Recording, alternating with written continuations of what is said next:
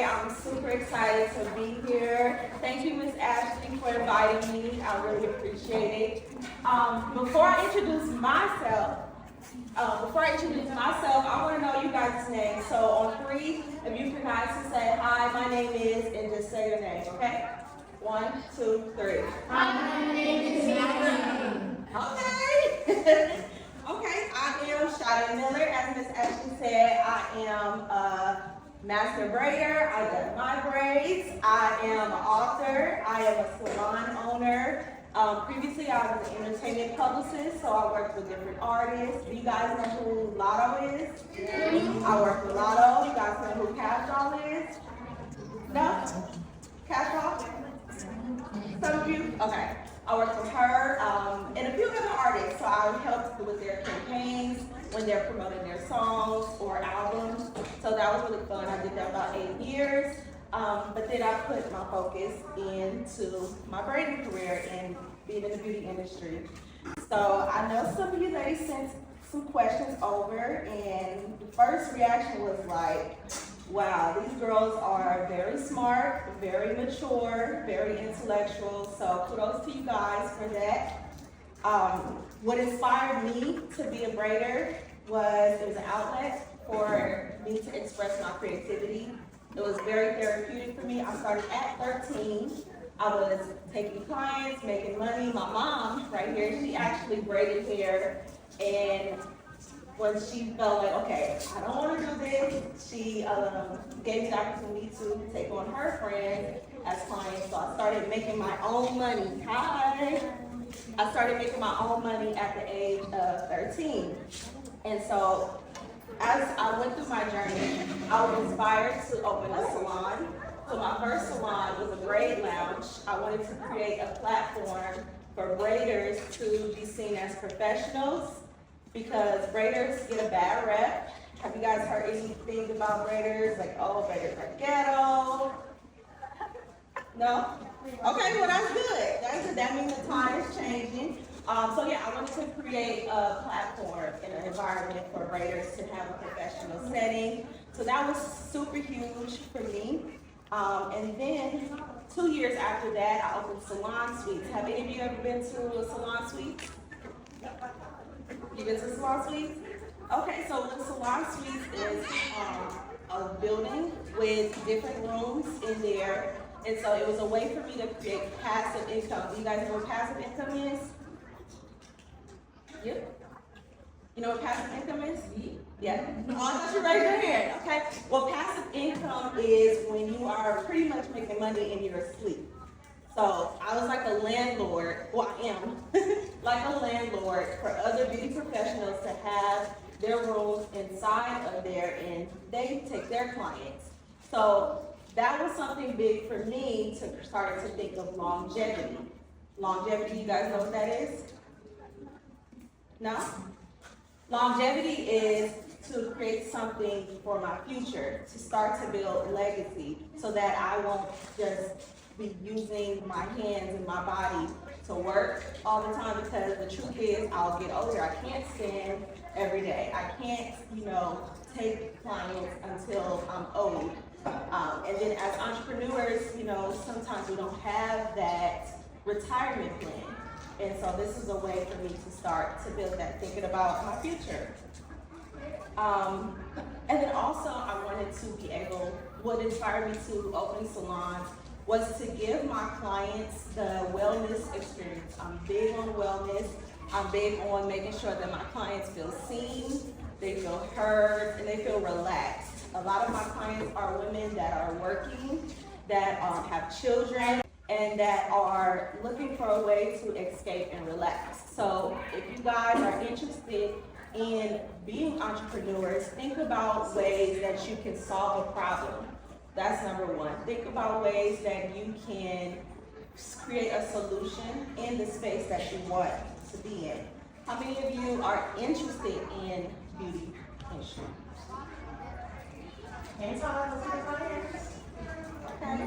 Okay. I know some of you had asked, what advice would you give to young people who want to bring their passion, turn their passion into business? Like I said, You know, you're solving a problem in this space. So number one, identify your passion. Number two, what's missing in that industry. Number three, how can I serve that need based on my passion and based on my skill? And what is the first thing I'm going to do to execute towards my vision? For me, as I mentioned earlier, I wanted to build a space for braiders to be professionals, for braiders to be as respected as hairstylists that just do, you know, weaves and color and cuts and things like that. I wanted us to be able to have the platform and be seen in that way as well. And so with that, creating my space was to serve that need. Now, I know you guys asked about success. What does success mean to me, and how and does that change over time? The truth is, it does. As you get older and as you evolve and you become a new woman, you know, you are going to be challenged with growth. You're going to be evolving, and so success changes. You know, for me, when I first started at 13, I just wanted to make some money. I wanted to be able to have money in my pocket to do fun things, to buy clothes, to get my hair done, or buy the hair to do the hair myself. So that was the first thing. And then I went to college. I went to Cal State Fullerton, and I got my degree in communications, public relations. And I was fired from my job with FedEx my third year. I did 5 years, so my third year of college. And being fired destroyed me. You guys, I had a car note that I just got. I had a few bills, and I was in school, you know? And so for me, my goal was, hey, I just need to get through these last 2 years of school. And so please, give me the opportunity to just do hair and get me through school. So that was what success meant to me at that moment.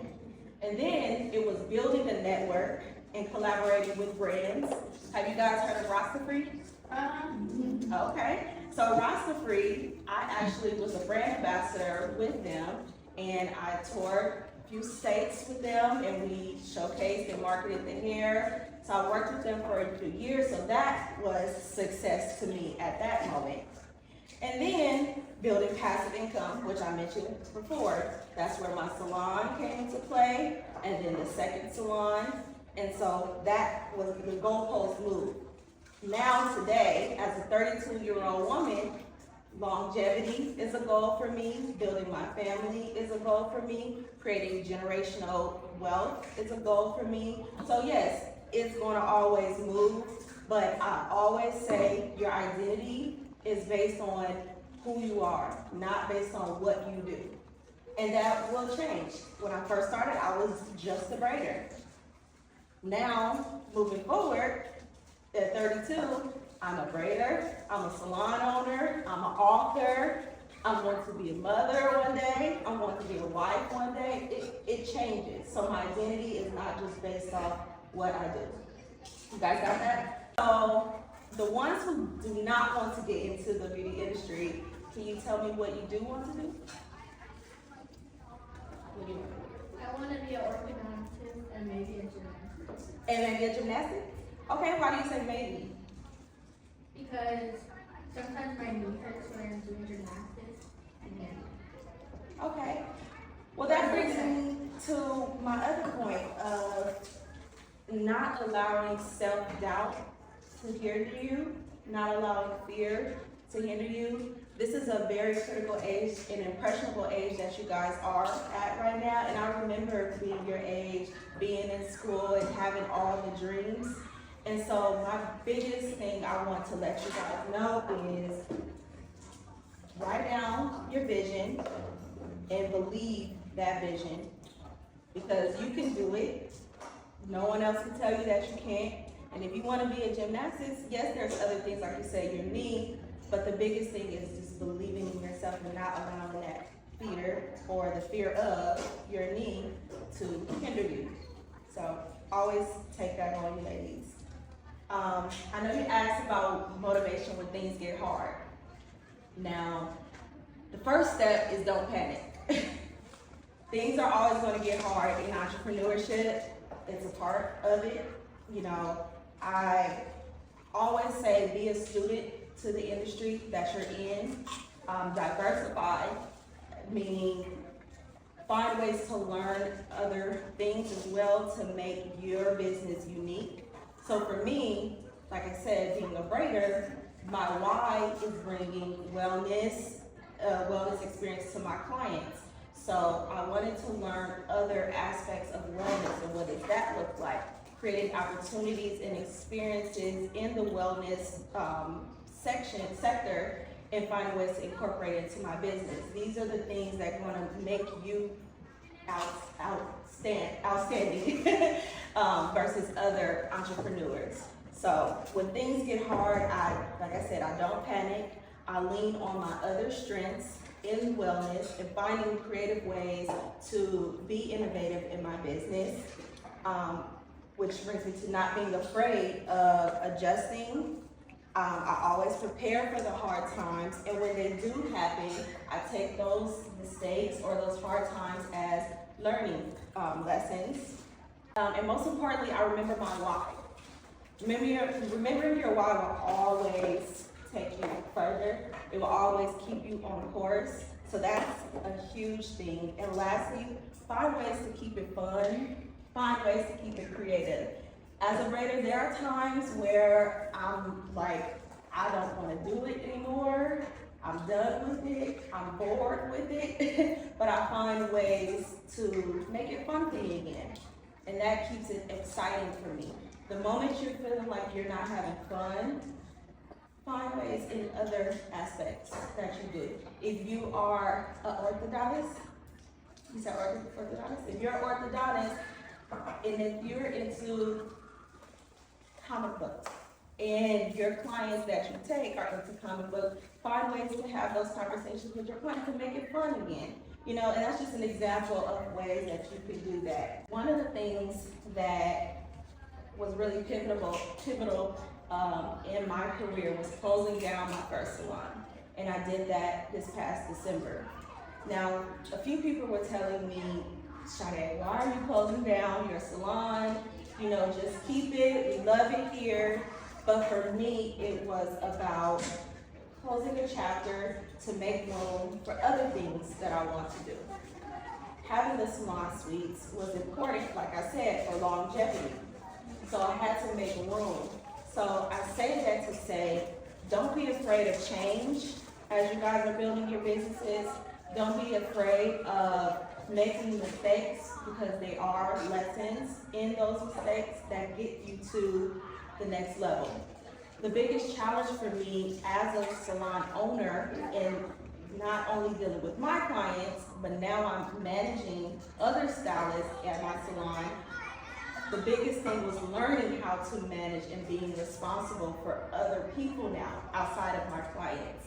And so in that process, I was stretched a lot. I learned a lot. I made mistakes. But the biggest takeaway was me learning from them and becoming a better businesswoman and becoming better at management and incorporating things within myself and stretching myself to learn more about the business, to learn more about me on how I can be unique and how I can, grow my business. The ones that do want to braid hair, you raise your hand, so don't be shy now. What is your why? Why do you want to braid? Or do hair in general, doesn't have to be braided. Yeah. And stand up. Stand up. I actually don't know, but maybe because I love doing hair, especially like my hair. I come to love doing hair. Also, I just want to make money. Okay. Yeah. So what if I told you there will be times where there's a slow period? Summertime is where the money is. So what about winter and fall? So what if I told you that, would you still want to braid? Yeah, because I feel like there's always going to be a slow period with every career you choose. Like, with business, with literally anything, like there's always going to be a slow period in which you don't make a lot of money when you usually do. Yeah. In a different period. So I feel like that shouldn't be a reason you don't do the career. Because it's always going to be the same. Period. Yeah, that's my Okay. You raise your hand. You, Me? yes, Why and stand up, stand up.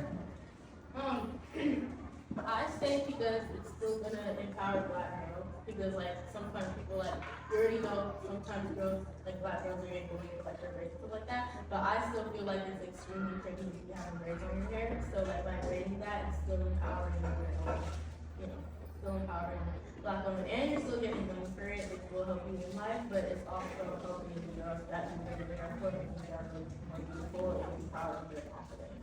Yes, so you want to exude confidence as a you want to be able to empower women, men, young girls to wear their braids with confidence.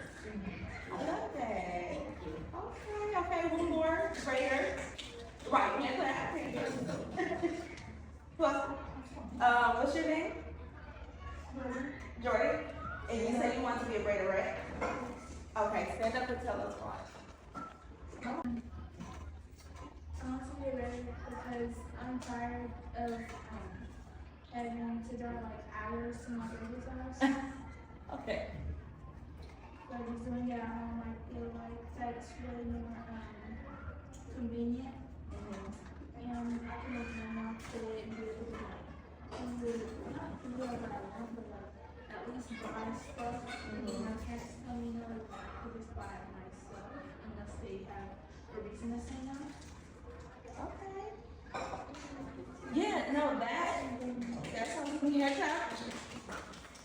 Yes, no, that was me. I was braiding my hair, I was braiding friends' hair, I was braiding on the porch, at school, I was braiding pea field. So, yeah, I was able to make money, and as you guys can as well. I would say the biggest thing for me that I learned throughout this now 20-year journey, almost 20-year journey, is client retention. Do you guys know what client retention is, or retention? No? Okay, well, client retention is basically clientele coming back, consistency in my clientele. The thing that sets me apart, because I would say I am a very great braider, but I think I know at this point that I have the client retention, not only because I'm a great braider, there's braiders probably better than me, but the biggest thing, I listen to my clients, like I said, I give them a wellness experience, I make sure they're comfortable, and I'm taking care of their hair. I find ways to see what their needs are, and I listen to them and incorporate that within my service. And that has allowed me to have clientele consistently, even in those slow periods. I find ways to expand, like I said earlier, expand myself and show other parts of my identity, that I'm able to incorporate in my services. So, before we go, I would like you ladies to stand up. Everybody. And I want you guys to just repeat after me, okay? Y'all ready? Okay. I will never compare my journey to someone else's journey. What is for me will be for me. Okay? Second thing, I'm not afraid of change. Or to make mistakes. Mistakes are lessons. To help me get better. Next one, I love myself. And I will always be kind. To myself. Last one, I am a leader. And not a follower. Thank you, ladies, for your time.